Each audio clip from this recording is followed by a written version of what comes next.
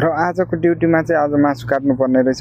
High guys, welcome back to my YouTube च्यानलमा। म मनोज भुजेल। सबैजना आरामै हुनुहुन्छ होला, म पनि आरामै छु। र आज चाहिँ मैले गर्ने कामहरू चाहिँ तपाईँहरूलाई देखाउन गइरहेको छु फर्स्टचोटि। र म चाहिँ हिँडिरहेको छु, देख्न सक्नुहुन्छ बाहिरको नजारा देख्न सक्नुहुन्छ यताउता। अहिलेको चाहिँ 8 बजिसकेको छ, पुरै अँधेरो भइसकेको छ र म चाहिँ पुगिसकेको छु। र अब म चाहिँ फटाफट जुत्ता सुत्ता पनि लगाइसकेर रेडी भइसकेको छु र अब म चाहिँ बाहिर जान्छु।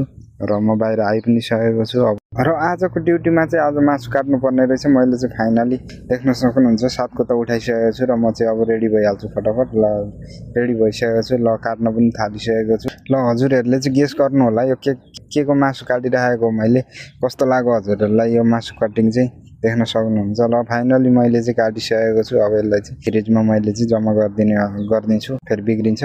आजको भिडियो चाहिँ हजुरहरूलाई कस्तो लाग्यो कमेन्ट गर्नु होला। फेरि नयाँ भिडियो ल्याउने कोसिस गर्छु। आजलाई चाहिँ बाई बाई।